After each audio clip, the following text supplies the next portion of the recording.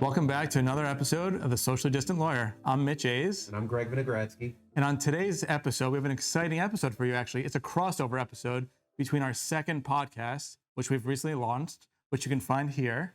And we're going to be talking about the suspension of jury trials in New Jersey in some specific counties. So as we mentioned in our podcast, and as we're going to cover some more now, in vicinage 13 and 15, so what we're talking about is Hunterdon, Somerset, and Warren for vicinage 13, and 15, Cumberland, Gloucester, and Salem counties. So there was suspension of civil jury trials and family jury trials, so the exception being criminal and domestic violence cases because of the lack of judges that were appointed and have been confirmed. Right now, the statistics are that 5 out of 20 judicial vacancies in vicinage 13, and 9 of 28 vacancies in vicinage 15. Now, that's a total of 69 vacancies throughout the state, which is one of 6 judicial openings that are vacant as of right now, and that's up from recent years of 50 vacancies. So I know that's a lot of information we just gave our viewers here, Greg.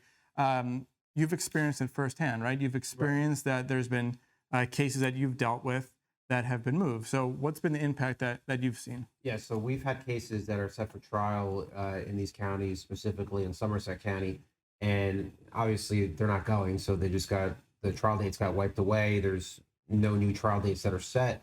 Kind of more interesting is that the dispositive motions that we had pending in these particular counties, so the summary judgment motions to dismiss, they also got kicked out. I had one that got kicked out that was supposed to be heard on last Friday, kicked out to June, right? So that creates a lot of uncertainty, and I kind of get why they're doing that, right? They're trying to create an atmosphere of resolution, of settlement, of uncertainty, and nobody knows when this is going to start resuming in these particular vicinages. They are still holding settlement conferences, so they're still trying to have judges settle cases, try to get them off the court's docket. So that is still happening, but it is interesting how they've kind of kicked it out and haven't really given a time frame or anything for anyone to actually run with. So when I spoke to the judge about this issue in these counties, the feedback that I got was, even if they filled all of these vacancies, even if they had these confirmations for all of the judges that were pending to be nominated and to be heard in front of the state Senate, the judges that are going to be retiring because of the mandatory retirement age, that are stepping off of the bench, it's just going to create this problem all over again. So this is a big problem that I don't really see ending anytime soon. We've kind of been foreshadowing this in prior podcasts and episodes, and some of the issues that we've seen with the lack of judges. So now this is emergency, right? This is time to figure out what to do with all of these cases, because the judiciary doesn't really know what they're going to do, and they're not really giving us guidance.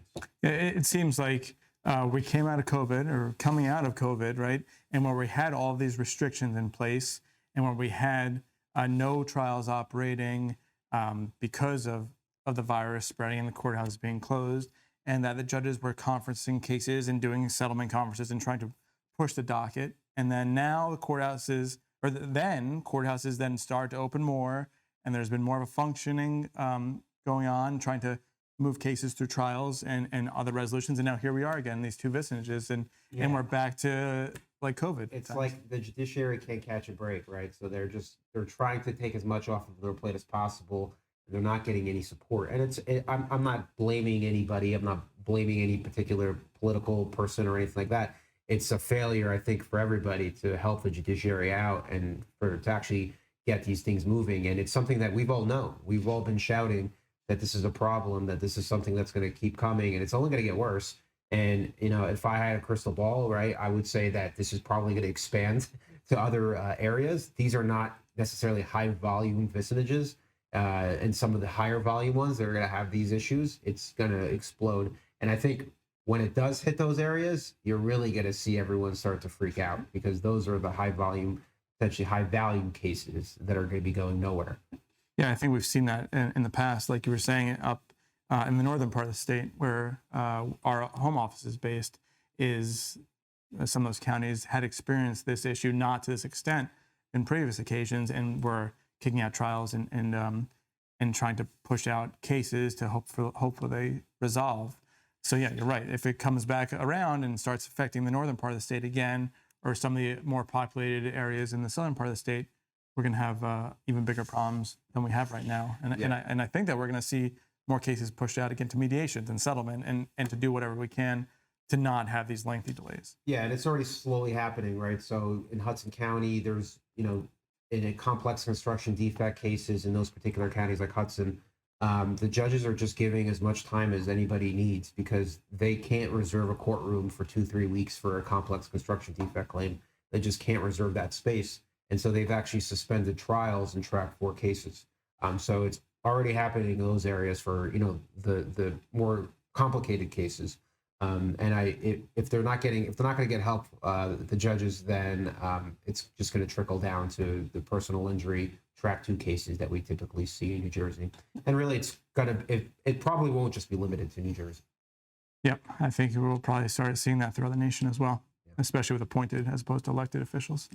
That's it. That's a wrap on this episode. We're going to keep you advised as to how things shake out in Jersey, whether this order gets rescinded, whether more judicial appointments come through. Probably not, but we'll see. We'll see what happens. So make sure to check us out on our social media channels. Follow us on our podcast. Download it, listen to it, comment, let us know how it's going, and we'll see you next time.